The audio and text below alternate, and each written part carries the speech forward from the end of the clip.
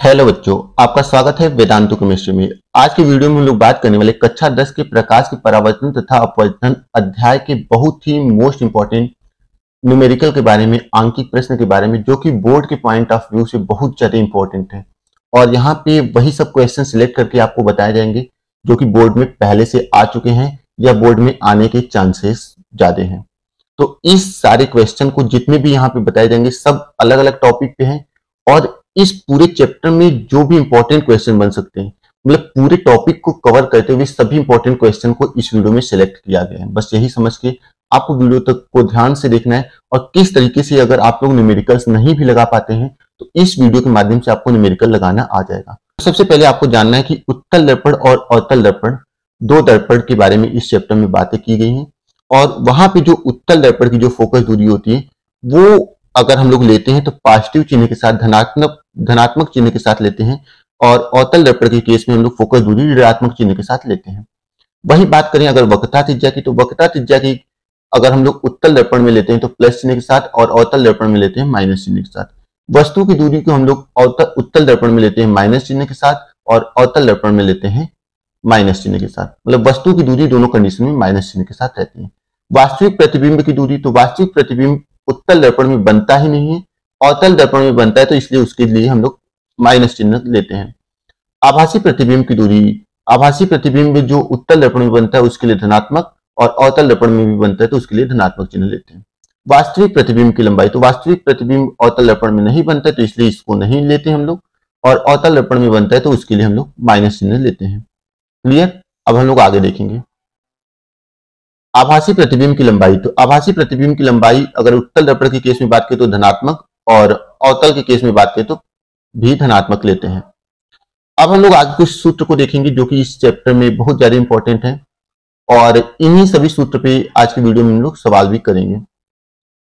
तो दर्पण की फोकस दूरी तथा वक्रता त्रिज्या में संबंध के लिए पहला सूत्र आता है F बराबर R के बटा 2, जहां पे F जो होता है वो दर्पण की फोकस दूरी होती है, R वक्रता त्रिज्या होता है और 2 जो होता है वो वक्रता त्रिज्या की आधी को बताने के लिए भाग दिया जाता है। मतलब F बराबर R के बटा 2, या बोल सकते हैं कि दर्पण की जो फोकस दूरी होती है वो वक्रता त्रिज्या की आधी होती है, या बोल सकते हैं कि जो दर्पण की वक्रता त्रिज्या होती है वो फोकस दूरी की दोगुनी होती है। मतलब 2 का अगर हम लोग फोकस दूरी में गुणा करेंगे तो हमें R बराबर 2F मिल जाएगा। क्लियर? अब हम लोग बात करेंगे दर्पण सूत्र क्या होता है, जो कि दूसरा फॉर्मूला है। तो दर्पण सूत्र 1 के बटा F बराबर 1 के बटा V प्लस 1 के बटा U होता है, जहां पे F फोकस दूरी दर्पण की, V दर्पण से प्रतिबिंब की दूरी और U जो होता है दर्पण से वस्तु की दूरी। थर्ड नंबर पे अगर फॉर्मूला देखें तो रेखीय आवर्धन, रेखीय आवर्धन को स्मॉल m से लिखते हैं और स्मॉल m बराबर क्या होता है h डैश के बटा h। h डैश यहाँ पे प्रतिबिंब की ऊंचाई है या प्रतिबिंब की लंबाई बोल सकते हैं, और h जो है वो वस्तु की लंबाई या वस्तु की ऊंचाई बोल सकते हैं, is equal to minus v के बटा u। माइनस v जो यहाँ पे v है वो हमें बताता है कि दर्पण से प्रतिबिंब की दूरी कितनी है, और u जो है वो हमें बताता है कि दर्पण से वस्तु की दूरी कितनी है। फोर्थ फॉर्मूले को हम लोग देखते हैं 1n2। 1n2 का मतलब क्या है? पहले माध्यम के सापेक्ष दूसरे माध्यम का अपवर्तनांक, n जो है वो अपवर्तनांक को यहाँ पे बता रहे हैं। तो इसका अगर फॉर्मूला देखेंगे तो हमें मिलता है n2 के बटा n1। मतलब अगर हम लोग देखें तो दूसरे माध्यम का अपवर्तनांक के बटा पहले माध्यम का अपवर्तनांक। इसी तरीके से इसको हम लोग साइन i के बटा साइन r से भी लिखते हैं, जहां पे i क्या है? आपतन कोण है और r क्या है? अपवर्तन कोण है। पांचवें नंबर फॉर्मूले को देखते हैं n बराबर c के बटा v। c क्या होती है? वायु में प्रकाश की चाल, और v क्या होता है? माध्यम में प्रकाश की चाल। माध्यम में प्रकाश की चाल का मतलब जैसे जल में हो गया, कांच में हो गया, या कोई माध्यम हो गया, उसके बारे में बात करें। और वायु में प्रकाश की चाल जो होती है वो फिक्स होती है, जिसका वैल्यू 3 × 10⁸ मीटर प्रति सेकेंड होता है। एक आपको नोट ध्यान रखना है ENG। ENG का मतलब क्या है? वायु के सापेक्ष कांच का अपवर्तनांक। तो वायु के सापेक्ष कांच का अपवर्तनांक जो होगा वो कांच के सापेक्ष वायु के अपवर्तनांक की व्युत्क्रम के बराबर होगा। मतलब दोनों में देखिए तो यहाँ पे ENG क्या है? वो बराबर हो जाएगा GNE। यहाँ पे G क्या है? बाद में है, यहाँ पे G पहले। मतलब वही चीज हमको इनवर्स करके दिखा रहा है, यहाँ पे व्युत्क्रम करके दिखा रहे हैं। WNG बराबर क्या होता है? WNG बराबर होता है कि जल के सापेक्ष कांच का अपवर्तनांक। जल के सापेक्ष जो कांच का अपवर्तनांक होगा उसकी जो वैल्यू बराबर होगी वो वायु के सापेक्ष कांच के अपवर्तनांक के बटा वायु के सापेक्ष जल की अपवर्तनांक। उसी तरीके से GNW बराबर क्या हो जाएगा? वायु के सापेक्ष जल का अपवर्तनांक बटा वायु के सापेक्ष कांच का अपवर्तनांक। क्वेश्चन नंबर फॉर्मूले नंबर 6 को हम लोग देखते हैं। लेंस सूत्र। लेंस सूत्र क्या है? 1/f बराबर 1/v माइनस 1/u। वही चीज सेम चीज दर्पण जैसा होता है। f लेंस की फोकस दूरी, v जो है लेंस से प्रतिबिंब की दूरी और u क्या है? लेंस से वस्तु की दूरी। लेंस के लिए देखिए आवेदन, तो m बराबर क्या होता है? h डैश के बटा h बराबर v के बटा u। यहाँ पे देखिए जो v के बटा u है वो माइनस चिन्ह के साथ नहीं है, जबकि इस केस में माइनस चिन्ह के साथ है। तो ये चीजें आपको ध्यान में रखनी है। नेक्स्ट फॉर्मूला अगर हम लोग देखें तो लेंस की क्षमता। लेंस की क्षमता P बराबर क्या होता है? 1/f। यहाँ पे P क्या होती है? लेंस की फोकस दूरी, लेंस की क्षमता होती है, और f क्या होती है? लेंस की फोकस दूरी होती है। अगर फोकस दूरी मीटर में रहेगा तो उस कंडीशन में ऊपर 1 आता है, और वही फोकस दूरी अगर सेंटीमीटर में हो जाता है तो ऊपर 100 आ जाता है। ये चीजें सूत्र है इस चैप्टर के। अब हम लोग इस चैप्टर के इंपॉर्टेंट क्वेश्चन को करेंगे। तो पहला क्वेश्चन जो है वो बोल रहा है एक उत्तल दर्पण की फोकस दूरी 20 सेंटीमीटर है, उसकी वक्रता त्रिज्या होगी। तो हम लोग सबसे पहले बोर्ड में चाहे जहां भी आपको करना है आप वैसे ही करेंगे हल। सबसे पहला आपको क्या लिखना है? हल।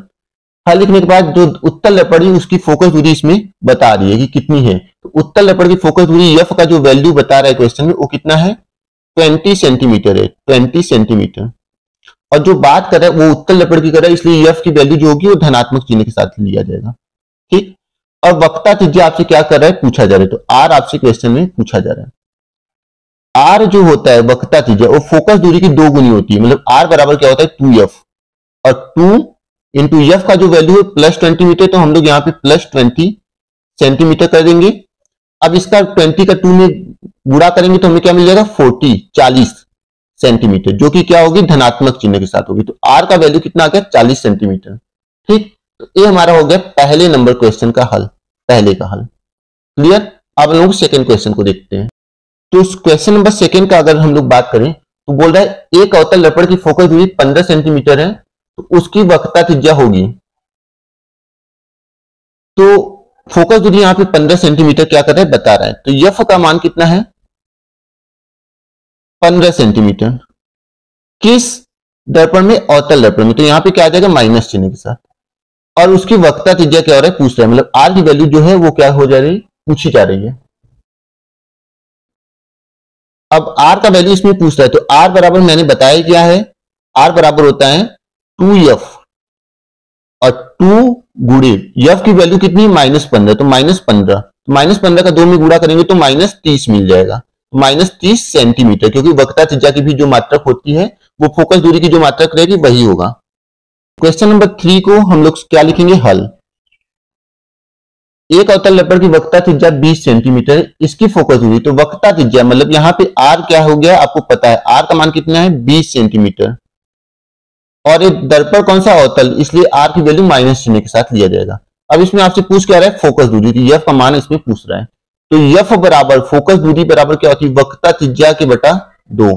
तो वक्रता त्रिज्या का मान कितना है? -20 सेंटीमीटर। तो -20 के बटा 2 बराबर क्या हो जाएगा? -10 सेंटीमीटर। ये हमारा क्या हो जाएगा? क्वेश्चन नंबर 3 का सॉल्यूशन। ठीक है। अब हम लोग क्वेश्चन नंबर 4 को देखेंगे। क्वेश्चन नंबर 4 क्या कह रहा है? एक अवतल दर्पण की फोकस दूरी 10 सेंटीमीटर है। दर्पण से 20 सेमी दूर पर स्थित वस्तु का प्रतिबिंब दर्पण से कितनी दूर पर बनेगा? मतलब सबसे पहले हमारा काम क्या है? हल लिखना। और अवतल दर्पण की फोकस दूरी मतलब f का मान आपको कितना पता है? f का मान 10 सेंटीमीटर पता है। ठीक। अब चूंकि यहाँ पे जो दर्पण है वो अवतल दर्पण है, तो अवतल दर्पण की फोकस दूरी ऋणात्मक चिन्ह के साथ लिया जाता है। दर्पण से 20 सेमी दूर पर स्थित वस्तु का मतलब जो u है, दर्पण से वस्तु की दूरी को u से लिखते हैं, और u का मान 20 सेंटीमीटर है। ठीक। और ये भी क्या होगा? माइनस, क्योंकि u का मान हमेशा माइनस में लिया जाता है। दर्पण, अब यहाँ पे वस्तु का प्रतिबिंब दर्पण से कितनी दूरी पे बनता है, तो v का मान आपको क्या करना है? पता लगाना है। तो आपको दर्पण सूत्र क्या है? पता है। दर्पण सूत्र पता है। दर्पण सूत्र क्या होता है? यहां पे लिखेंगे दर्पण सूत्र से। दर्पण सूत्र से दर्पण सूत्र होता है 1/f बराबर 1/b प्लस 1/u। यहां पे f और u का वैल्यू पता है, तो 1/f का मान -10 बराबर v का मान आपको पूछ रहा है प्लस u का मान -20। अब इस -20 को हम लोग इस तरफ दे देंगे तो हमें क्या मिल जाएगा? 1/20 -1/10 बराबर 1 के बटा बी। 20 और 10 का एलसीएम निकालेंगे, हमें 10 20 मिलेगा। 20 से 20 को भाग दोगे 1, 1 का 1 में गुणा करोगे 1 आ जाएगा। 10 से 20 को भाग दोगे 2, 2 का 1 में गुणा करोगे 2, बराबर 1 के बटा बी। ठीक, अब क्या करोगे, 2 में से 1 घटा दोगे तो आपको मिलेगा -1 के बटा 20, बराबर 1 के बटा बी। अब v का इधर गुणा कर दो, 20 का इधर गुणा कर दो, तो आपको मिल जाएगा -20 माइनस वी बराबर 20। अब v बराबर क्या मिल जाएगा, इस माइनस को इस तरफ भेज दो तो -20 सेंटीमीटर। ये हो जाएगा हमारा v का वैल्यू, जो कि यहाँ पे आंसर के रूप में दिया हुआ है, v बराबर -20 सेंटीमीटर। ठीक, ये हमारा हो जाएगा क्वेश्चन नंबर 4 का सॉल्यूशन। किसका है, 4 का सॉल्यूशन। ठीक, अब हम लोग क्वेश्चन नंबर 5 देखते हैं। अब क्वेश्चन नंबर 5 बोल रहा है, एक अवतल दर्पण की वक्रता त्रिज्या 20 सेंटीमीटर है। कोई वस्तु अवतल दर्पण से 15 सेमी दूर पर रखी है। दर्पण से वस्तु के प्रतिबिंब की दूरी ज्ञात कीजिए। मतलब अवतल दर्पण की वक्रता त्रिज्या आर का मान आपको दिया हुआ है कितना, 20 सेंटीमीटर, जो कि माइनस चिन्ह के साथ है। तो यहां से अगर आप फोकस निकालना चाहिए तो फोकस दूरी क्या होता है, वक्रता त्रिज्या की आधी होती है। तो आर का मान 20 सेंटीमीटर है, तो -20 के बटा 2 बराबर क्या हो जाएगा, -10 सेंटीमीटर। और वस्तु अवतल दर्पण से 15 सेमी दूरी पे रखी हुई, मतलब वस्तु की दूरी को u से लिखा जाता है और u का मान 15 सेंटीमीटर है, और ये क्या होगा, माइनस चिन्ह के साथ होगा। क्लियर।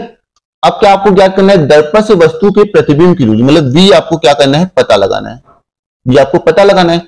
तो इस कंडीशन में क्या हो जाती है, आप दर्पण सूत्र अप्लाई करोगे। दर्पण सूत्र से, दर्पण सूत्र क्या होता है, 1 के बटा एफ बराबर 1 के बटा बी प्लस 1 के बटा यू। और इसमें देखा जाए तो एफ का मान हमने -10 सेंटीमीटर निकाल दिया और यू का मान -15 सेंटीमीटर हमें पता चल गया।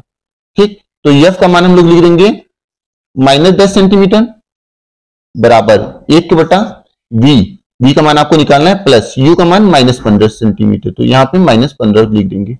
अब इस -15 को इस तरफ भेज देंगे तो हमें क्या मिल जाएगा, हमें मिल जाएगा, इधर से लिखते हैं हम लोग 1 के बटा 15, क्योंकि -15 था, उस तरफ भेजेंगे तो 1 के बटा 15, माइनस है यहाँ पे तो माइनस लगा देते हैं, 1 के बटा 10 बराबर 1 के बटा बी। 15 और 10 का हम लोग क्या करेंगे, एलसीएम लेंगे तो हमें क्या मिलेगा, 30 मिलेगा। अब 15 से 30 को भाग दो 2 का 1 में गुणा करोगे 2, माइनस 10 से 30 में भाग दो 2, 10 से 30 में भाग दो 3, और 3 का 1 में गुणा करोगे 3, बराबर 1 के बटा बी। अब 3 में से 2 जाएगा, हमें क्या मिलेगा, -1, क्योंकि 3 बड़ा है और इसके आगे माइनस चिन्ह है, तो -1 के बटा 30 बराबर 1 के बटा बी। और बी का इसमें गुणा कर दो तो हमें क्या मिल जाएगा, -v बराबर 30। इस तरीके से अगर हम लोग देखें तो हमें मिल जाएगा v बराबर -30 सेंटीमीटर। ठीक, ये हमारा क्या हो जाएगा, v का वैल्यू। और यही हमें क्या ज्ञात करनी थी, तो दर्पण से वस्तु के प्रतिबिंब की जो दूरी होगी वो कितनी होगी, -30 सेंटीमीटर। ठीक, ये हमारा क्वेश्चन नंबर 5 था। अब हम लोग नेक्स्ट देखेंगे। क्वेश्चन नंबर 6 क्या बोल रहा है, एक उत्तल दर्पण की फोकस दूरी 15 सेंटीमीटर है। एक वस्तु इसके मुख्य अक्ष पर रखी है। वस्तु के प्रतिबिंब की स्थिति ज्ञात कीजिए। उत्तल दर्पण की फोकस दूरी, यहाँ पे एफ का जो मान है वो क्या है, 15 सेंटीमीटर दिया है, और ये क्या होगा, धनात्मक होगा, क्योंकि यहाँ पे जो दर्पण है वो उत्तल दर्पण की फोकस दूरी धनात्मक रहता है। एक वस्तु इसके मुख्य अक्ष पर रखी है, और वस्तु जो है वो उसके कहां पे रखी गई है, मुख्य अक्ष पर रखी गई है। और जो वस्तु का मुख्य अक्ष पर 30 सेमी पर रखी है, तो 30 सेमी पर अगर वस्तु रखी रहेगी तो उस कंडीशन में यू का मान जो रहेगा वो -30 सेंटीमीटर हम लोग लेंगे। ठीक, अब वस्तु के प्रतिबिंब की स्थिति हमें क्या करनी है, ज्ञात करनी। तो हम लोग दर्पण सूत्र लगाएंगे। दर्पण सूत्र क्या होता है, 1 के बटा एफ बराबर 1 के बटा वी प्लस 1 के बटा यू। इंप्लाइज दैट का चिन्ह लगाएंगे। एफ का मान 15 सेंटीमीटर है, तो यहाँ पे 1 के बटा 15 रख देते हैं, बराबर 1 के बटा बी प्लस यू का मान 1 के बटा -30, तो यहाँ पे -30 रख देंगे। ठीक, अब -30 को इस तरफ भेजेंगे तो हमारा वही वाला चीज हो जाएगा, प्लस चीज, 1 के बटा 30 प्लस 1 के बटा 15 बराबर 1 के बटा बी। अब 30 और 15 का हम लोग एलसीएम लेंगे तो हमें क्या मिलेगा, 60। तो 30 से 60 को भाग दो 2 बार में, 2 का 1 में गुणा करेंगे 2, प्लस 15 से 60 को भाग देंगे 4, 4 का 1 में गुणा करेंगे 4, 1 के बटा बी। अब 4 और 2 को जोड़ दो तो कितना मिल जाएगा, 6 के बटा 60 बराबर 1 के बटा बी। तो 6 से क्या करो 60 को भाग दे दो, तो 6 एकम 6, 6 दाम 60। तो इस तरीके से v का 1 में गुणा करो, 10 का 1 में गुणा कर दो, तो इस तरीके से हमें क्या मिल जाएगा, v बराबर 10 सेंटीमीटर। v बराबर 10 सेंटीमीटर। यही हमारा क्या रहेगा, आंसर रहेगा, जो कि प्लस चिन्ह के साथ, मतलब दर्पण से जो प्रतिबिंब की दूरी रहेगी वो हमारा 10 सेंटीमीटर रहेगी। क्लियर है। अब लोग क्वेश्चन नंबर 6 को देखते हैं। अब क्वेश्चन नंबर 7 को देखेंगे। किसी ऑटोमोबाइल में पीछे का दृश्य देखने के लिए उपयोग होने वाले उत्तल दर्पण की वक्रता त्रिज्या 6 मीटर है। मतलब सबसे पहले हमारा काम क्या रहेगा, हल, और हल के बाद लिखेंगे कि जो वक्रता त्रिज्या है वो r होता है। r का वैल्यू कितना है, 6 मीटर है। r का वैल्यू 6 मीटर। तो हम लोग फोकस निकालेंगे, तो फोकस बराबर क्या होता है, r के बटा 2। तो r का मान कितना है, 6, 6 के बटा 2 बराबर कितना आ जाएगा, 3 मीटर। ठीक, 3 मीटर इसकी फोकस दूरी हो गई। यदि एक बस इस दर्पण से 10 मीटर की दूरी पर स्थित है, मतलब u का मान कितना है, 10 मीटर। ठीक, तो प्रतिबिंब की स्थिति, प्रकृति तथा आकार ज्ञात कीजिए। तो f और u मिल गया, तो हम लोग दर्पण सूत्र लगा के क्या करेंगे, v निकाल लेंगे। तो v हमें पता चल जाएगा, तो हम लोग लगाएंगे दर्पण सूत्र। तो दर्पण सूत्र क्या होता है, दर्पण सूत्र होता है 1 के बटा f बराबर 1 के बटा v प्लस 1 के बटा u। यहां पे f का मान अगर हम लोग देखें तो क्या मिला है, 3 मीटर। 1 के बटा 3 बराबर 1 के बटा v निकालना है, प्लस u का मान 10 मीटर। तो 10 क्या होगा, माइनस चिन्ह के साथ होगा, क्योंकि u हमेशा माइनस में लिखते हैं हम लोग। ठीक, अब 10 को इस तरफ भेजेंगे तो प्लस 1 के बटा 10 प्लस 1 के बटा 3 बराबर 1 के बटा v हो जाएगा। ठीक, अब हम लोग क्या करेंगे, 3 और 10 का एलसीएम लेंगे। तो हम लोग यहां से स्टार्ट करते हैं, 1 के बटा v बराबर 3 और 10 का एलसीएम लेंगे तो 30, और 10 से 30 को भाग दोगे 3, 3 का 1 में गुणा करोगे 3, प्लस 3 से 30 को भाग दोगे 10, 10 का 1 में गुणा करोगे 10। तो यहां पे क्या आ जाएगा, 13 के बटा 30। इसका मतलब v आपको निकालना है, तो v को ऊपर भेजोगे तो 30 भी तुम्हारा कहां चला जाएगा, ऊपर, और 13 कहां पे आ जाएगा, नीचे। अब 13 से अगर 30 को भाग दोगे तो आपको क्या मिलेगा, 2.306 मीटर। ये आपको क्या मिलेगा, v का वैल्यू मिल जाएगा। ठीक, अब v आपको पता चल गया। क्लियर है। अब आपको क्या निकालना है, प्रतिबिंब का आकार निकालना है। प्रतिबिंब का आकार निकालने के लिए आपको रेखीय आवर्धन का सूत्र पता रहना चाहिए। तो रेखीय आवर्धन को हम लोग यम से लिखते हैं। यम बराबर क्या होता है, यम बराबर होता है माइनस v के बटा u। तो v का मान कितना है, माइनस लगा देंगे, और v का मान कितना है, 2.306। ठीक, और u का मान कितना है, -10। तो यहां पे -10 लिख देंगे। ठीक, अब 10 से हम लोग ये माइनस से माइनस कट जाएगा, और 10 से हम लोग 2.306 को काटेंगे। तो उस कंडीशन में क्या आ जाएगा, एक अंक यहां वाला जो दशमलव रहेगा वो आगे चला जाएगा, तो हमें मिल जाएगा 0.2306। ये हमारा क्या हो जाएगा, जो वस्तु की जो आकार रहेगी वो हमें मिल जाएगी 0.2306।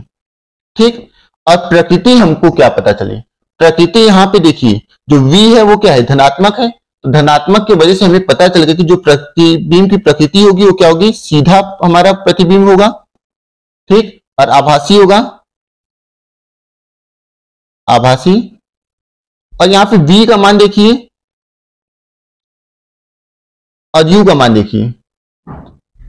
तो उस कंडीशन में अगर हम लोग बात किसके बारे में करें, बात हम लोग उत्तल दर्पण के बारे में करें, तो उत्तल दर्पण में जो यहाँ पे प्रतिबिंब बनेगा वो आकार में क्या होगा, वस्तु से छोटा बनेगा।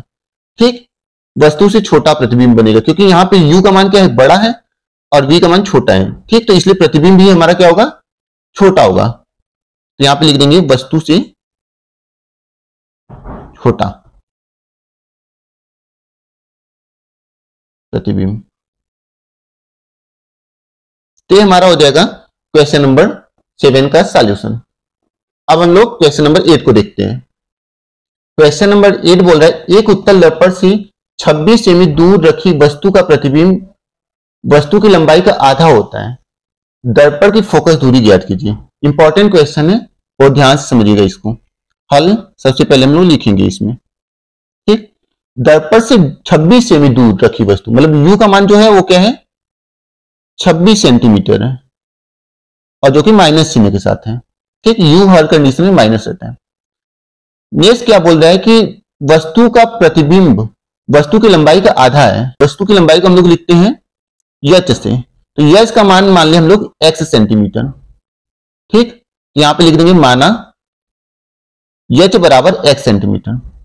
तो उस कंडीशन में जो प्रतिबिंब की लंबाई मिलेगी उसको हम लोग यच डैश मानते हैं। तो यच डैश बराबर क्या हो जाएगी x के बटा 2, क्योंकि जो वस्तु का प्रतिबिंब है उसकी लंबाई वस्तु की लंबाई का क्या है आधा है, तो यच डैश क्या हो जाएगा x के बटा 2 सेंटीमीटर हो जाएगा।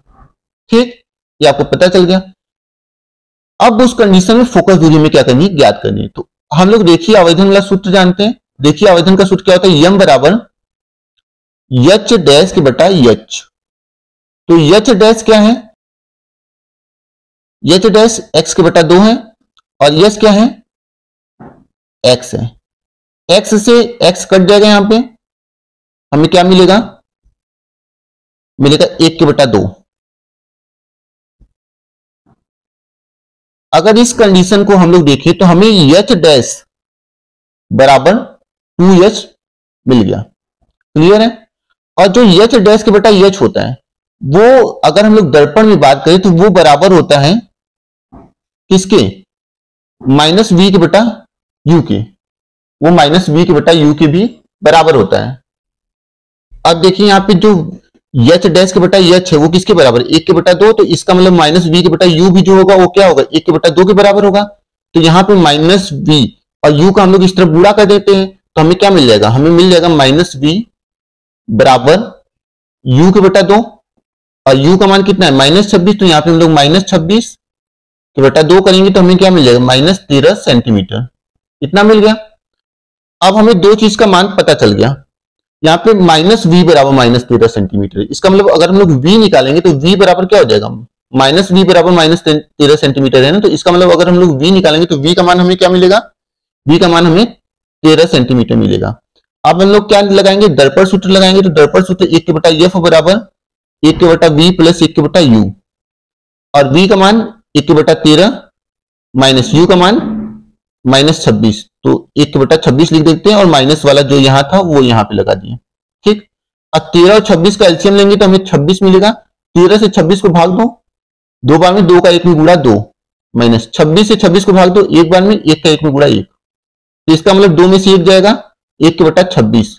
तो f का मान हमें जो मिलेगा वो हमें मिलेगा 1 के बटा f बराबर 1 के बटा 26 मिल गया। ठीक, अब हम लोग f को ऊपर भेजेंगे तो 26 भी हमारा ऊपर जाएगा तो 26 सेंटीमीटर हो जाएगा। ये हमारा f का मान जो कि यहाँ पे आंसर दिया हुआ है। ठीक, अब हम लोग क्वेश्चन नंबर 9 को देखते हैं। क्वेश्चन नंबर 9 क्या बोले, वायु के सापेक्ष जल तथा कांच के अपवर्तनांक क्रमशः 4 के बटा 3 एवं 3 के बटा 2 है। तो जल का कांच के सापेक्ष अपवर्तनांक ज्ञात कीजिए। तो वायु के सापेक्ष जल, तो वायु सबसे पहले हम लोग क्या लिखेंगे, हल।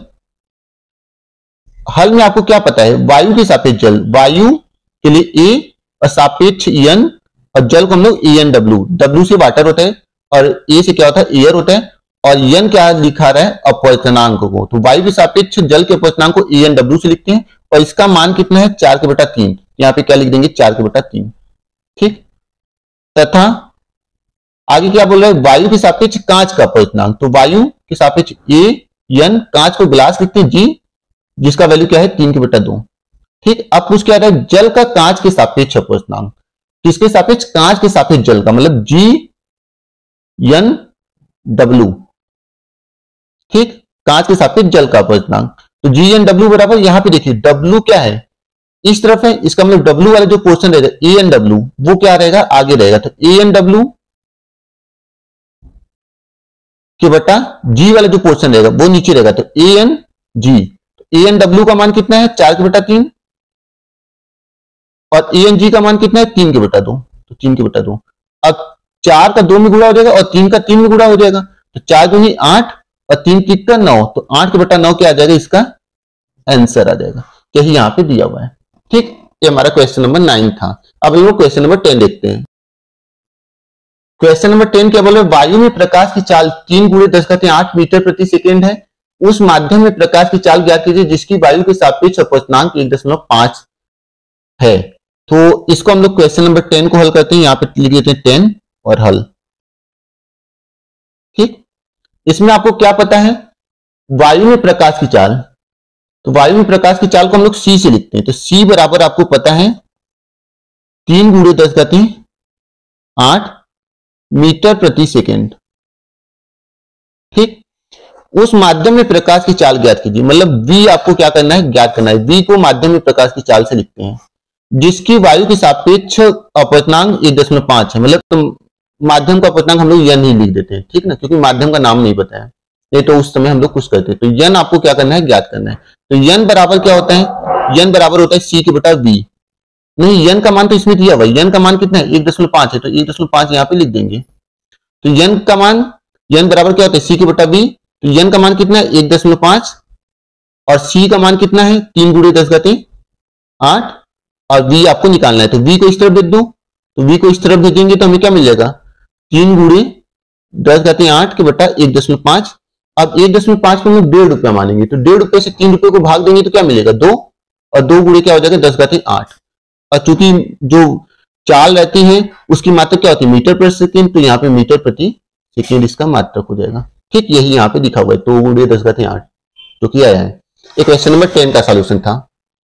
क्वेश्चन नंबर 11 को हम लोग देखते हैं, वायु तथा कांच में प्रकाश की चालें क्रमशः 3 गुणे 10 घाती 8 मीटर प्रति सेकेंड तथा 2 गुणे 10 घाती 8 मीटर प्रति सेकेंड। वायु के सापेक्ष कांच का अपवर्तनांक ज्ञात कीजिए। तो यहाँ पे क्वेश्चन नंबर 11 का हम लोग हल लिखेंगे, तो यहाँ पे लिखेंगे 11 और हल। यहाँ पे वायु तथा कांच में प्रकाश की चाल, तो वायु में प्रकाश की चाल को हम लोग क्या लिखते हैं, c से लिखते हैं, और c को लिखने के लिए हम लोग क्या लिख देंगे 3 गुणे 10 घाती 8 मीटर प्रति सेकेंड, क्योंकि ये हमें दिया हुआ है। ठीक, और दूसरी चीज आपको क्या है, कांच में प्रकाश की चाल, तो कांच में प्रकाश की चाल को हम लोग Vg लिख देते हैं, क्योंकि G से ग्लास हो गया, ग्लास कांच के लिए रिप्रेजेंट कर रहा है और V चाल को रिप्रेजेंट कर रहा है। ठीक, तो Vg का मान कितना है 2 गुणे 10 घाती 8 मीटर प्रति सेकेंड। दो चीज आपको पता चल गई। अब वायु के सापेक्ष कांच का अपवर्तनांक, मतलब हमें क्या निकालना है ANG, और ANG बराबर क्या होता है C के बटा Vg हो जाएगा, क्योंकि वायु में प्रकाश की चाल के बटा माध्यम में प्रकाश की चाल, और वायु में प्रकाश की चाल कितनी है 3 गुणे 10 घाती 8 है, और माध्यम में प्रकाश की चाल 2 गुणे 10 घाती 8 है। तो 10 घाती 8 से 10 घाती 8 कट गया, 2 से 3 को भाग देना है, तो 2 एकम 2 और 3 को भाग दोगे तो यहाँ पे 1.5 आ जाएगा। आप भाग देके देख लेना, ठीक है ना। तो ANG बराबर क्या आ गया 1.5। ये हमारा क्वेश्चन नंबर 11 का सॉल्यूशन है।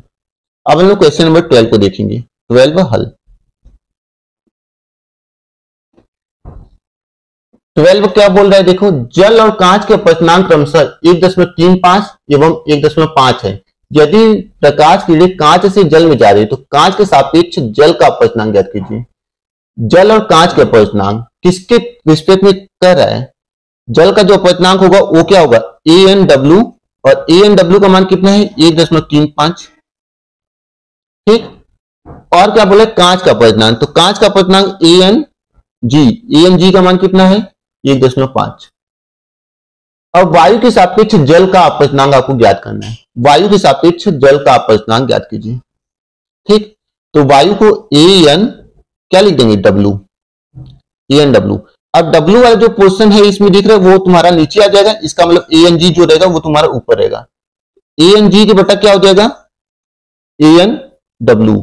अब ANG का मान 1.5 है और ANW का मान 1.35 है। अब 1.35 से 1.5 में हम लोग भाग दे देंगे तो हमें मिलेगा 1.11। ये हमारा क्या हो जाएगा 12 का सॉल्यूशन। ठीक है, अब हम लोग क्वेश्चन नंबर 13 देखेंगे। क्वेश्चन नंबर 13 क्या बोल रहा है, जल में प्रकाश की चाल 2.25 गुणे 10 घाती 8 मीटर प्रति सेकेंड है। यदि जल का अपवर्तनांक 4/3 हो तो निर्वात में प्रकाश की चाल ज्ञात कीजिए। मतलब कि जल में प्रकाश की चाल, सबसे पहले हम लोग क्या लिखेंगे हल, और जल में प्रकाश की चाल को हम लोग VW लिखेंगे, क्योंकि W माने जल वाटर और V मतलब चाल को रिप्रेजेंट कर रहा है। तो 2.25 गुणे 10 घाती 8 मीटर प्रति सेकेंड हो जाएगा। ठीक, और जल का अपवर्तनांक मतलब कि वायु के सापेक्ष जल के अपवर्तनांक की बात करें तो ANW का मान क्या है 4/3। तो निर्वात में प्रकाश की चाल कितनी है, हम लोग फॉर्मूला जानते हैं W बराबर C के बटा VW। ठीक, क्योंकि अपवर्तनांक बराबर क्या होता है, निर्वात में प्रकाश की चाल के बटा माध्यम में प्रकाश की चाल, तो माध्यम में प्रकाश की चाल VW है। अब हमें क्या निकालना है, इसमें VW ही हमें पता है और ANW भी पता है, C हमें निकालना है। तो C बराबर क्या हो जाएगा, C बराबर VW इंटू गुणा का चिन्ह ANW। और VW का मान जो है वो क्या है हमें पता, VW का मान हमें पता है 2.25 गुणे 10⁸। और ANG का मान हमें क्या पता है, ANG का मान हमें पता है 4/3। अब क्या करेंगे, हम लोग इसको सॉल्व करेंगे। तो यहां पे क्या दिख रहा है, 2.25 गुणे 10⁸ गुणे 4/3। ठीक, अब इसको अगर हम लोग सॉल्व करेंगे तो हमें मिलेगा 3 गुणे 10⁸ मीटर प्रति सेकेंड। ठीक, इससे इसको भाग दे देना, फिर उसमें 4 को गुणा कर देना, आपको मिल जाएगा। ठीक, या अगर आपको नहीं समझ में आ रहा तो मैं बता रहा हूं, 3 एकम 3, 3 7 21 और 3 5 15। तो यहाँ पे 2 अंक को दशमलव लगा दो तो 0.75। अब 0.75 का आप क्या करोगे, 4 में गुणा करोगे, तो उस 0.75 का मतलब क्या है 75 पैसा। तो 75 पैसा का अगर हम लोग 4 में गुणा करेंगे तो 0.75 गुणे 4 कर दो, आपको 3.00 मिल जाएगा। तो वही है यहाँ पे। ठीक, इस तरीके से आप लोग देख लेना। अब क्वेश्चन नंबर 14 को देखते हैं। किसी अवतल लेंस की फोकस दूरी 15 सेंटीमीटर है। बिंब को लेंस से कितनी दूरी पर रखिए कि इसके द्वारा बिंब का लेंस से 10 सेमी दूर पर प्रतिबिंब बने। लेंस द्वारा उत्पन्न आवर्धन भी ज्ञात कीजिए। तो सबसे पहला हमारा क्या है काम, हल लिखना, और फिर हम लोग क्या करेंगे, फोकस दूरी अवतल लेंस की। तो अवतल लेंस की जो फोकस दूरी होती है वो ऋणात्मक चिन्ह के साथ होती है, तो ऋणात्मक 15 सेंटीमीटर लिख देते हैं, ऋण 15 सेंटीमीटर।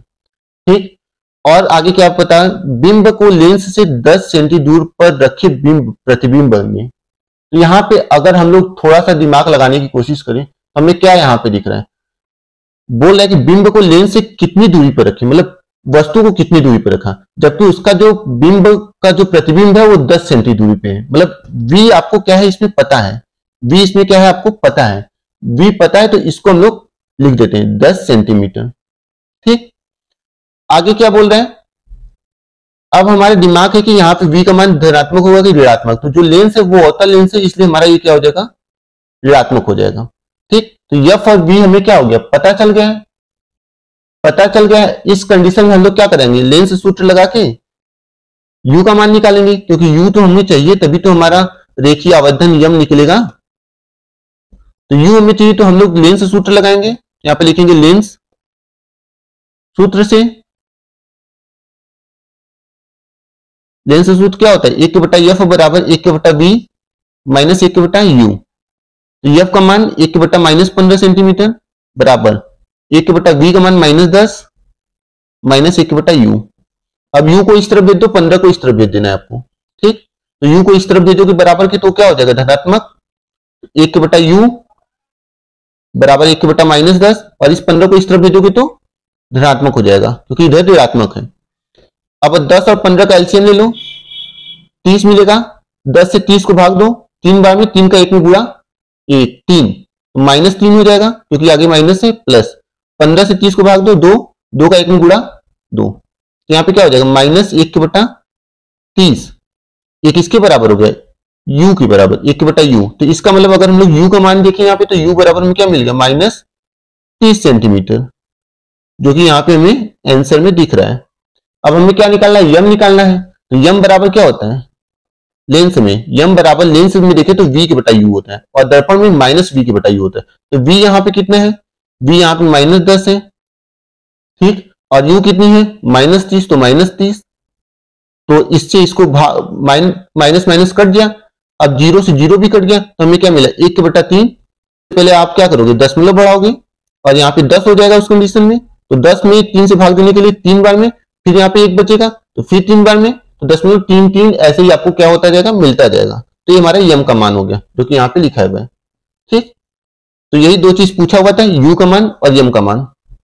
उत्पन्न रेखीय आवर्धन, तो यम का मान क्या हो जाएगा, और यम का मान रेखीय आवर्धन को हम लोग धनात्मक चिन्ह के साथ लिखेंगे। तो यहाँ पे 0.33 हो जाएगा, आगे 0 हम लोग लगा दिए। ठीक, ये हमारा क्वेश्चन नंबर 14 था। अब क्वेश्चन नंबर 15 को हम लोग देखते हैं। 15 सेमी फोकस दूरी वाले उत्तल लेंस से 30 सेमी दूर पर स्थित किसी वस्तु के प्रतिबिंब की स्थिति एवं दूरी ज्ञात कीजिए। तो हल, और यहां पे उत्तल लेंस की बात हो रही है, तो उत्तल लेंस U का मान कितना है? उत्तल लेंस की फोकस दूरी यहां पे दिया और उत्तल लेंस से 30 सेमी दूर पर स्थित, मतलब U का भी मान 30 सेंटीमीटर इसमें दिया हुआ है और F का मान कितना दिया हुआ है?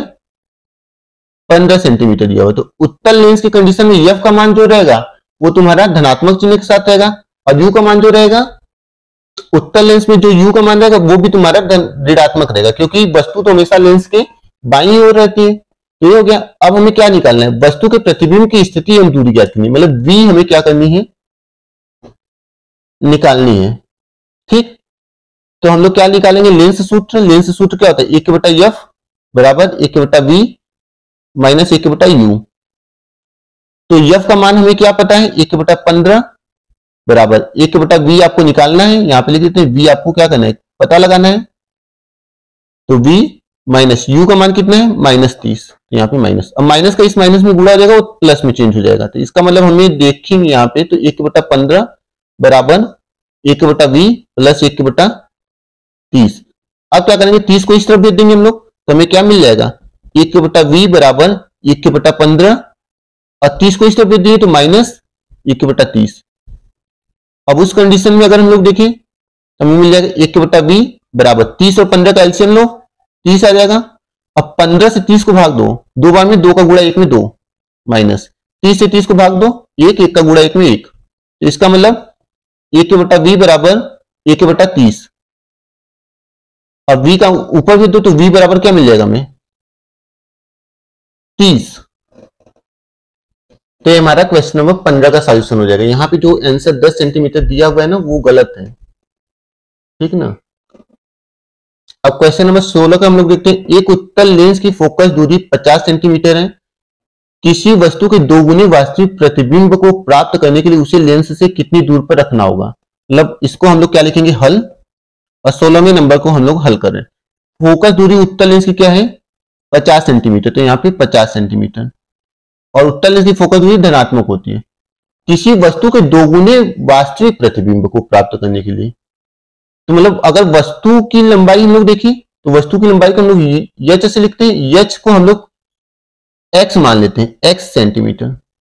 इस कंडीशन में जो प्रतिबिंब की लंबाई h डैश होती है उसको हमें क्या प्राप्त करना होगा? 2 गुना, तो यहाँ पे 2x हो जाएगा, 2x सेंटीमीटर। और जो हमारा प्रतिबिंब है वो कैसा बन रहा है? वो वास्तविक बन रहा है। तो वास्तविक प्रतिबिंब बनेगा तो उस कंडीशन में h डैश जो रहेगा वो हमारा ऋणात्मक रहेगा। ठीक, तो वही हम लोग देखते हैं यहाँ पे।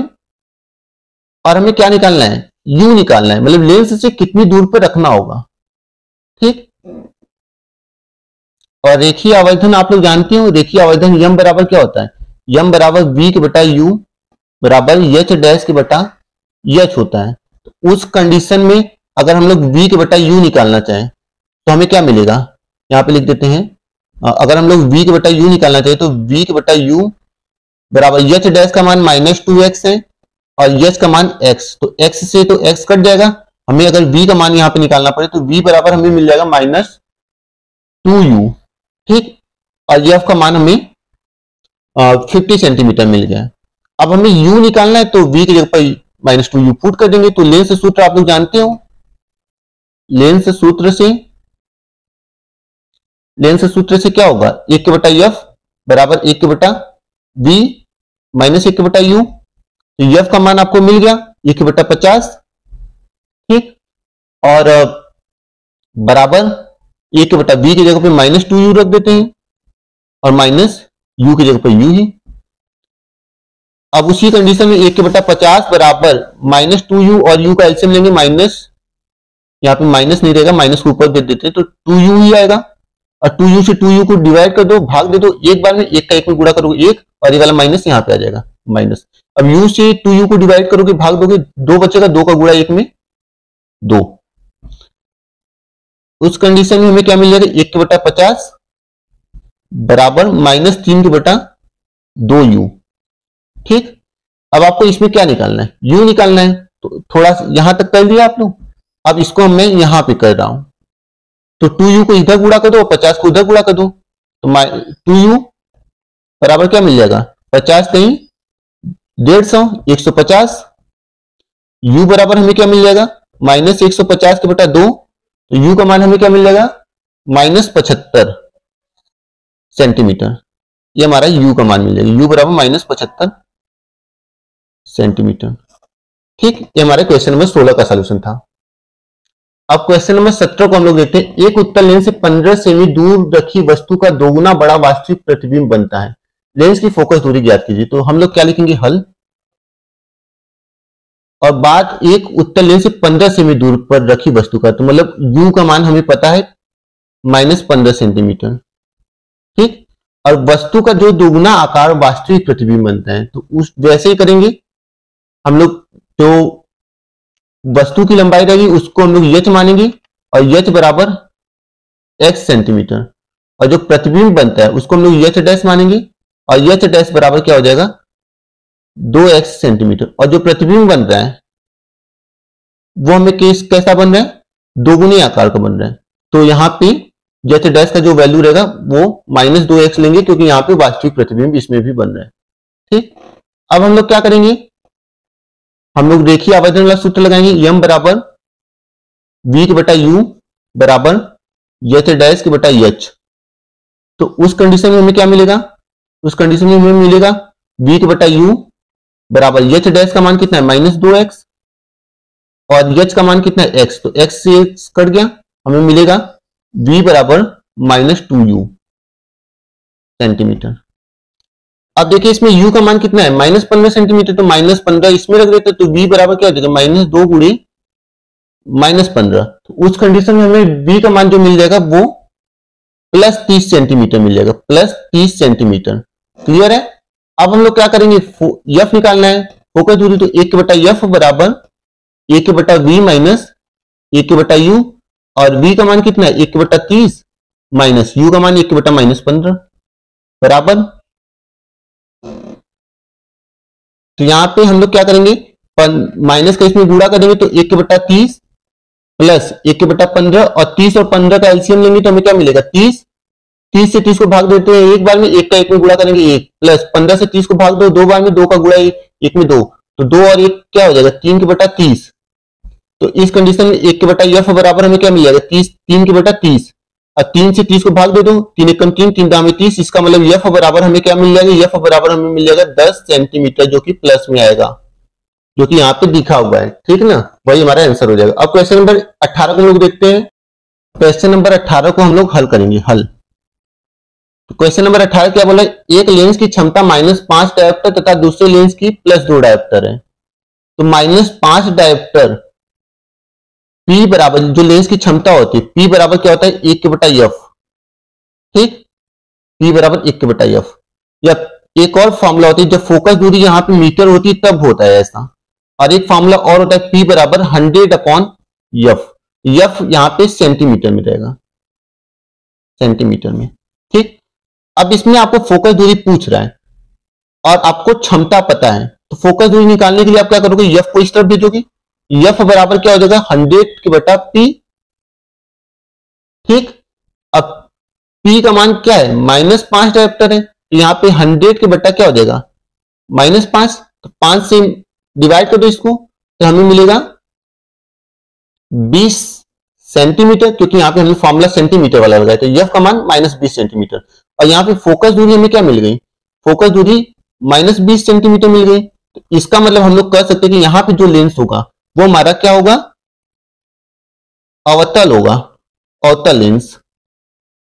ठीक, अब हम लोग इसी तरीके से दूसरे केस में बात करते हैं जहां पे +2 डायोप्टर है, तो उसके कंडीशन में f बराबर 100 के बटा p, और 100 बटा p का मान कितना है, 2, और 2 से 100 को डिवाइड कर दो, कितने बार मिलेगा, 50 सेंटीमीटर। और यहाँ पे प्लस में f का वैल्यू आ गया, यहाँ पे जो f का वैल्यू है वो क्या है, +50 सेंटीमीटर। और +50 सेंटीमीटर होने का मतलब क्या है, +50 सेंटीमीटर होने का मतलब है कि यहां वाला जो लेंस है वो हमारा उत्तल लेंस होगा। तो यही इतने सारे आज के वीडियो में मैंने सवाल बताए हैं। इतना सवाल अगर आप लोग लगा देते हो तो इस चैप्टर के बाहर से कोई भी क्वेश्चन आपके बोर्ड एग्जाम में ऐसा नहीं कि जो आए। तो फिर हम लोग मिलेंगे नए वीडियो के साथ, तब तक के लिए धन्यवाद।